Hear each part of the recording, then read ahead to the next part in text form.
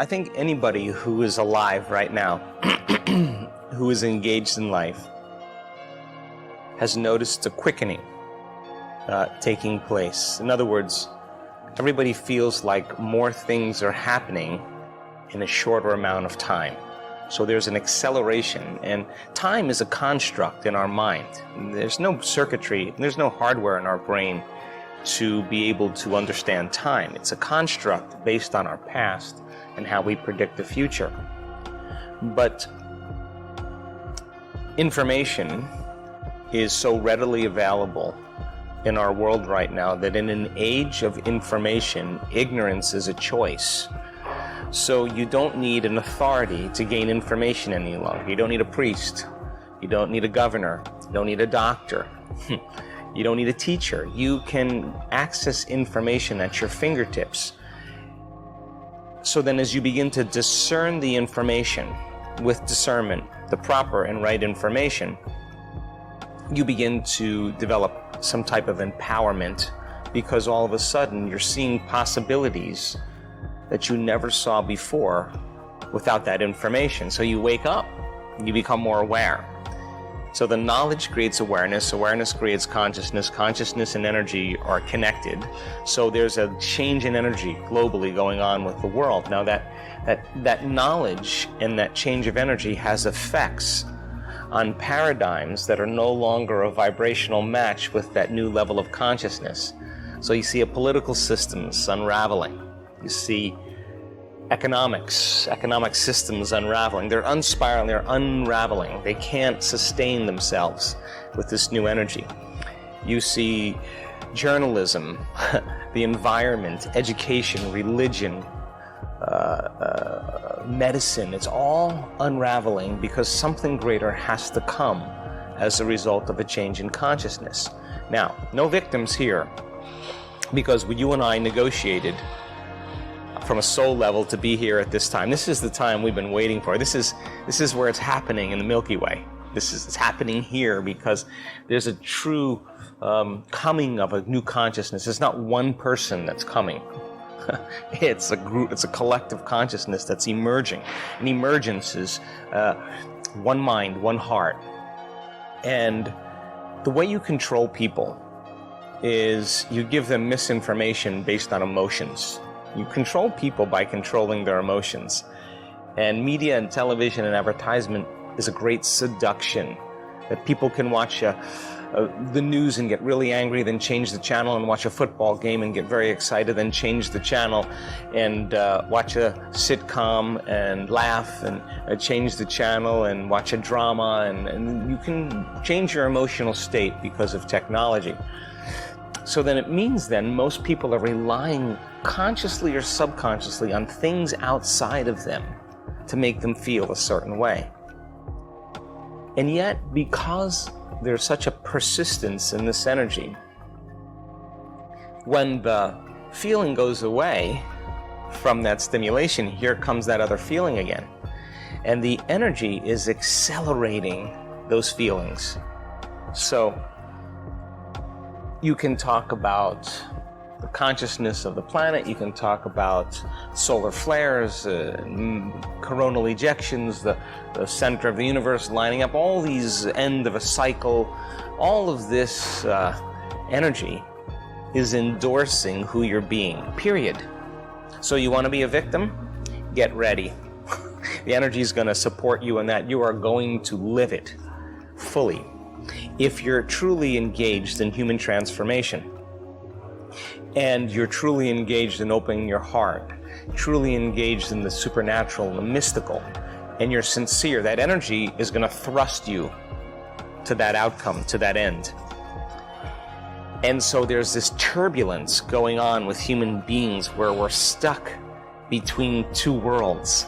And there's no relief. You can't get relief from anything. So if you do a drug, if you go to a football game, you go shopping, yeah, the feeling goes away, but when the novelty of that feeling wears off, here comes the old feeling of emptiness and insecurity. And people now are no longer going to church to find the answers, or no longer believing in governments any longer. They're looking for answers that are practical. And so my interest is to provide the proper content of information scientifically to people so that they reason that this is actually possible.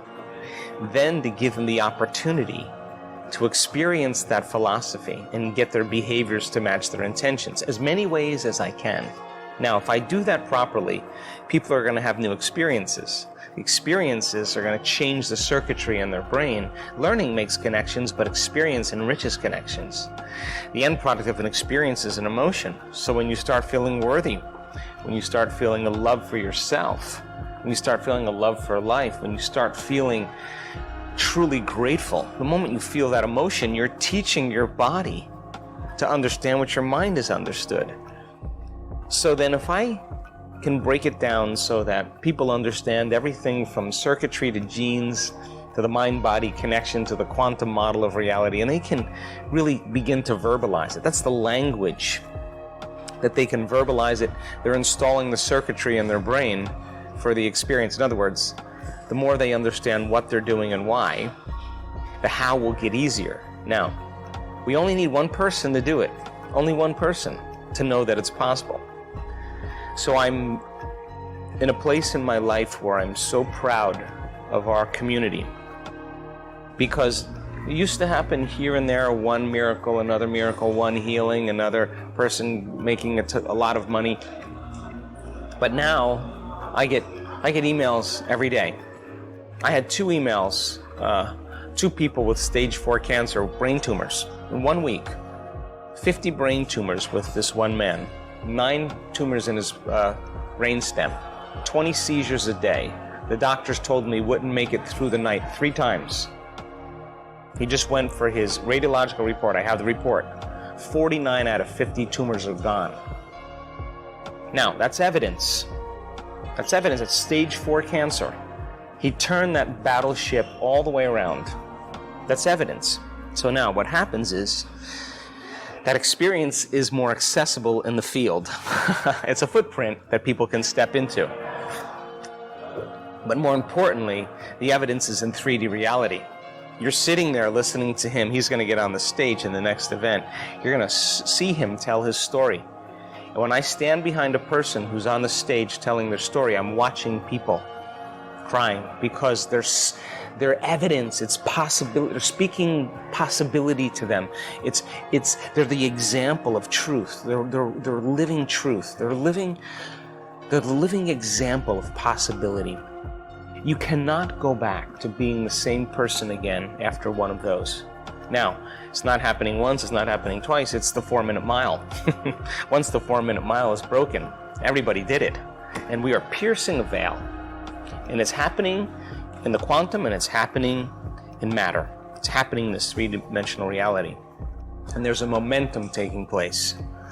And so this is the time to be alive. This is the time to be here. This is the great moment. Everybody's interested. Everybody's interested in what we're doing, because this is the telltale moment if human beings have what it takes to truly be able to solve the problems that we've created from a limited level of consciousness, from a greater level of consciousness. The answers are all around us. We just got to wake up. Whatever it is, from global warming to politics, to monetary systems, it's all there. We just have to emerge as a collective that's connected by the energy of love, of gratitude, of freedom, and to not shrink in fear or hostility or suffering as these changes take place, because now we're at the same vibrational energy that's created them. And so we have to change our attitude and invite these changes and believe that something greater is coming. You see, we are the people that we're waiting for. That's it. We're the people we're waiting for. So why not just wake up? So if I can contribute to that evolution in some way, if me personally, it's not about Joe Dispenza. I have no interest in that. I've given that up a long time ago. What I do have a fundamental interest in is what's possible for human beings, and it should never be about me, it should be about them. Because I want them to experience their own empowerment. And you can't tell me you're too old. You can't tell me you're too sick. You can't tell me you're too overweight or underweight or had too tough of a past or your life is too fallen. You can't tell me any of those things any longer. You can't even tell me you don't even meditate. I never meditated before. I've seen every one of those excuses in every different genre experience transformation, which means then nobody is so special to be excluded from this phenomenon. And so I hope that I leave a mark in some way that empower people to no longer believe that they're limited. It's so easy to believe we're limited. Once they realize that they're empowered and they're unlimited, get out of the way. And if they're tempering those emotions and they're overcoming those addictions to those emotions, they'll see the hidden meaning behind all things. And they won't necessarily believe everything they're seeing on the news. They'll see the way it really is because they're no longer controlled by those emotions. They're at a greater level of energy. And emotions are energy. And nobody changes until they change their energy. And when you change your energy, you change something in your life. It's the law. So people are doing it. We're at the point where they're doing it, and some of them are becoming it. And when you become it, no one can take it away from you. It's yours. And so we lead by example through this process.